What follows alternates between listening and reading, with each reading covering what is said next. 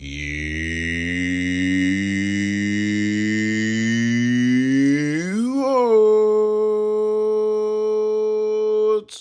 Greetings, fellow Watford fans. Omar here, and it's time for another edition of the Youorns 10-minute take on Bristol City 1, Watford 1 at Ashton Gate.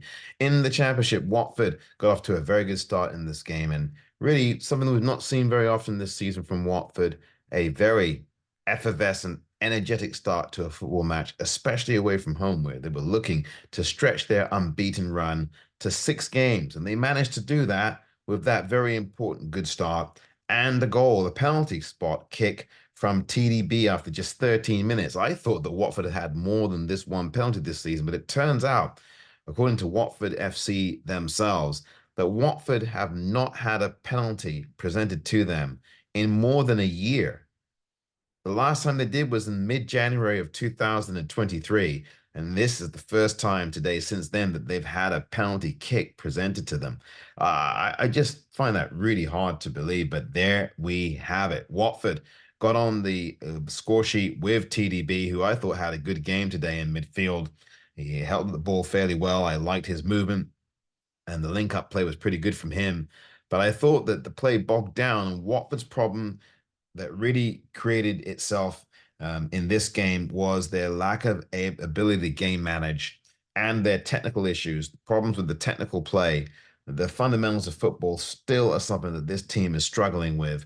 They could not hold out to half an hour in terms of conceding. It's very important in these games when you score first, particularly away from home, to suffer and batten down the hatches for a 15-minute period, manage out that 15 minutes, and then try to go on and kick again. You're going to suffer in these games when you're on the road, and you're going to have to learn how to do that as a team. And Watford didn't do that effectively enough, because barely 10 minutes later, the goal came in for Bristol City around the 24, 25-minute mark.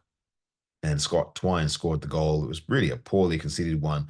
A defender, 3 defenders for Watford being out-jumped by the player who scored, Twine, on his debut for Bristol City. And Bristol City got the equalizer. They were putting pressure on Watford, but Watford did not deal with it very well. Scuffed clearances, not good passing, not playing out well from the back. And all of these kinds of things hurt them. Ben Hamer made initial save, but the ball took a spin. And from there, it was all calamitous for Watford, and Bristol City got their equalizer. But Watford learning a valuable lesson, or maybe they haven't quite learned that lesson so far this season, of learning how to get to certain phases of a game without conceding. You just scored in the 13th minute through the penalty spot from TDB. Now let's get to half an hour. Let's get to that 30-minute mark without conceding. Can we do that? If we get to 30, let's see what we can do in these final 15 to get to half time without conceding. And Watford have not done that well this season, and that's really cost them points in these games, I think, if you look back at it so far. And Watford, you wonder if they will learn that lesson. In the second half, they didn't play as well as they had in the first half. Bristol City controlled and dominated much of the second half of the game. And for me, Watford were a step slow. Watford didn't move the ball very well in the second half. And again, the technical matters of the game for Watford fell really flat in the second half of the game. Watford did not take set pieces well in this game. The corner kicks were poor from Georgie, who had a very good game otherwise, at least in the first half. I thought he was the best player on the pitch. But in the second half, he had, apart from a couple of forays, he virtually disappeared from the game. And again, his corner kicks were poor. Did not beat the first man at all. And that's where you miss a Ken Sema, because Ken Sema, who wasn't ready in time for this game, would have put that ball deeper into the box. It would have beat the first man. It would have caused some problems in the box. And Watford did not trouble Bristol City enough in that second half with their corner kicks or anything else to merit anything more than the 1-1 draw that they got.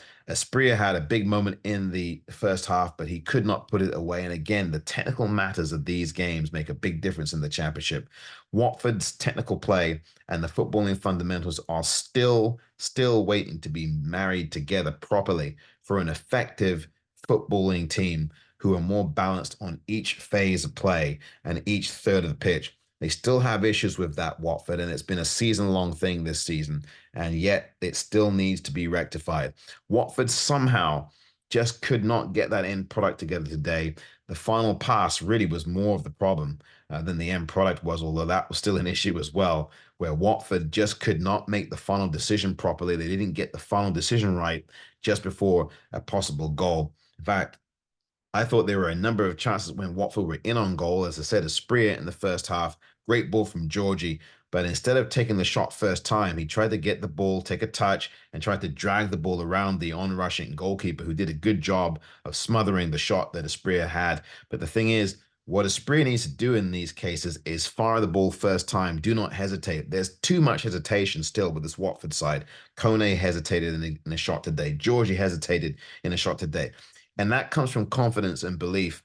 And I think you just have to take the shot first time. Let Bristol City know you're in the building. And I think the reason why Watford only got a point today is that they did not do enough of letting Bristol City know, especially in the second half, that they were in the building. In the first half, I think they did a better job of it. Second half, they weren't there. They did not stamp their imprimatur on this game to let Bristol City know that they were here to play with them. And they did not match Bristol City's intensity sufficiently enough in that second half. I thought Bristol City's press was very effective in the second half. It disrupted Watford. You could clearly see that Watford could not handle it. I think the only person that did a really good job of handling it was Wesley Hood, who I thought was very good today. If there was going to be any man in the match at all, it would have been Wesley Hood today. He was in the right place at the right time. His positioning was excellent defensively. I thought he got the balance right. And interestingly enough, even though I've talked about how I don't think the goal was a good one to concede, none of them ever are, and it was poor defensively, I thought Watford as a team together actually defended better today,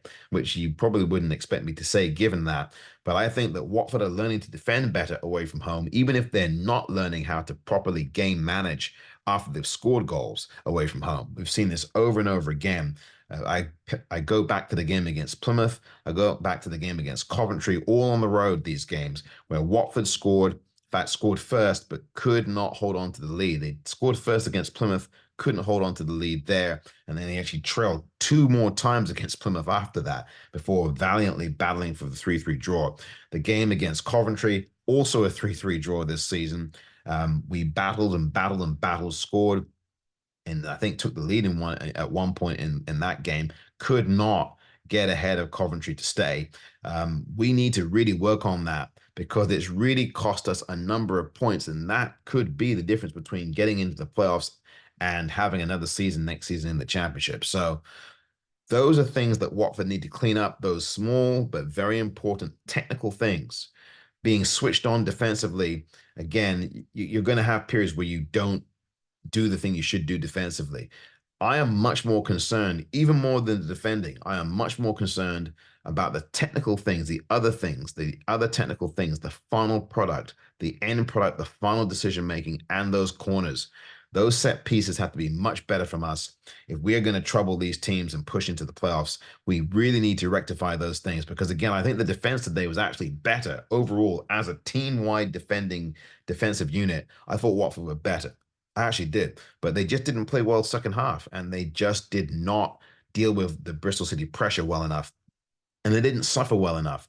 You've got to suffer in these games as a team, and you know that Bristol City, after you've scored first, you know that Bristol City are going to come out, which means they're going to be vulnerable at the back, and they are vulnerable to counterattack, and their shape's going to change.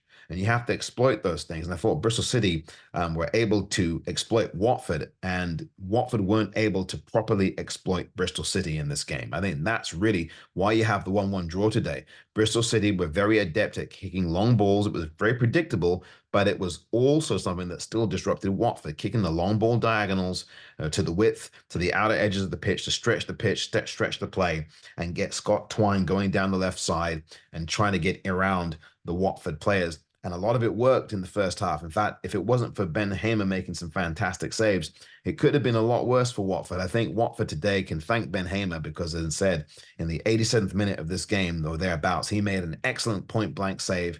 And the same kind of save he made against Plymouth on New Year's Day, two point-blank range saves there.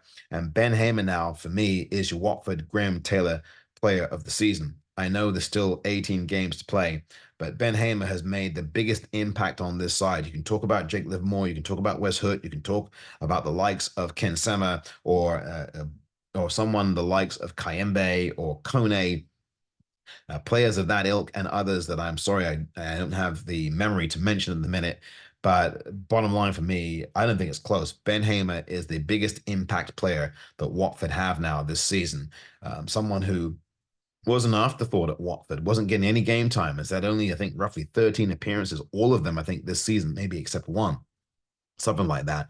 And the bottom line is, this man has been brilliant. Look, he did have the one appearance last season. I'm remembering it now on Easter Monday against Coventry City at the CBS Arena. And that was a wild and crazy game. I think that ended 2-2 and Watford had a 2-0 lead in that game. And he wasn't particularly great in that game. That was last year in the previous season. But he has grown in leaps and bounds, Ben Hamer. Again, I keep talking about the discipline issue he had when he came in late to training, I believe, or to a team meeting. He was suspended by the manager, Val, and it was the right thing to do. And Ben Hamer, as a veteran, has since then really become a very mature professional and a very wise professional. And he's put all the nonsense aside, um, and he's knuckled down, made himself a leader in that team, and has got great influence now as a veteran footballer and goalkeeper. And you can really see the kind of leadership he has and the excellence that he brings now to these games.